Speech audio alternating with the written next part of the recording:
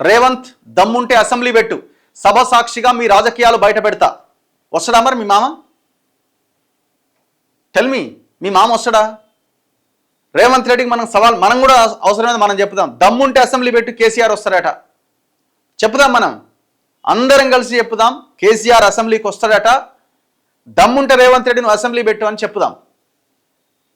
First మీరు మీ మామని అడగండి, రేవంత్ రెడ్డి అసెంబ్లీ పెట్టిద్దాం మామగారు, మీరు అసెంబ్లీకి వస్తారా అని ఫస్ట్ మీ మామని సవాల్ చేయండి. ఫస్ట్ రేవంత్ రెడ్డి అసెంబ్లీ పెట్టు దమ్ముంటే అట. మీ మామకు దమ్ము లేకనే ఇంట్లో పండుకునే కదా.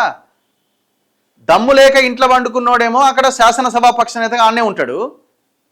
ఇక్కడ ముఖ్యమంత్రి నువ్వు దమ్ముంటే అసెంబ్లీ పెట్టాను అంటావు. అసలు అసెంబ్లీ ఇంతవరకు జరగలేదా?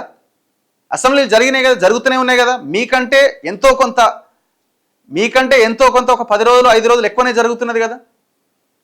కనీసం మీరన్నా ఇప్పుడు ఈటల రాజేందర్ గెలిచినప్పుడు ఆయన మొహం కూడా చూడొద్దని ఆయన ఏమనక ముందే సభ నుంచి సస్పెండ్ చేశారు, సభ మొత్తానికి. అట్లా కూడా మిమ్మల్ని ఈ ప్రభుత్వం మిమ్మల్ని సస్పెండ్ చేస్తున్నది, అట్లా కూడా చేస్తలేదు కదా.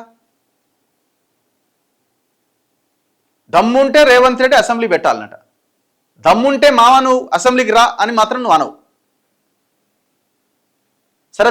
సరే రేవంత్ రెడ్డిని అసెంబ్లీ పెట్టిద్దాం, తెలంగాణ ప్రజలందరూ బలంగా అడిగిపిచ్చి సభ పెట్టిద్దాం. మీ మామ వస్తాడా?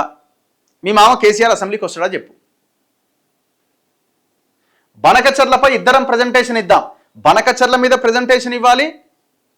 జగన్మోహన్ రెడ్డి మీ హయాంలో కట్టిన పోతిరెడ్డిపాడు సామర్థ్యం పెంపు సంగమేశ్వరం మీద కూడా ప్రజెంటేషన్ ఇవ్వాలి. అండ్ దాంతోపాటు శ్రీరామ్ సాగర్ దగ్గర లిఫ్ట్లు పెట్టుకొని మహారాష్ట్ర వాళ్ళు నీళ్ళు ఎత్తుకపోరి అని కేసీఆర్ చెప్పిన స్టేట్మెంట్ మీద కూడా ప్రజెంటేషన్ ఇవ్వాలి. రోజా ఇంటికి పోయి రాయలసీమను రతనాలసీమ చేస్తా అని చెప్పి దాని తర్వాత చేసిన పరిణామాల మీద కూడా ప్రజెంటేషన్ జరగాలి. సిద్ధమేనా మరి? అన్నిటి మీద జరగాలి. అఫ్ కోర్స్ రేవంత్ రెడ్డి విషయంలో కూడా జరగాల్సిందే. ఏం మాట్లాడతారు మీరు? అసలు మీకు అర్హత ఉన్నదా? కనీసం అర్హత ఉన్నదా?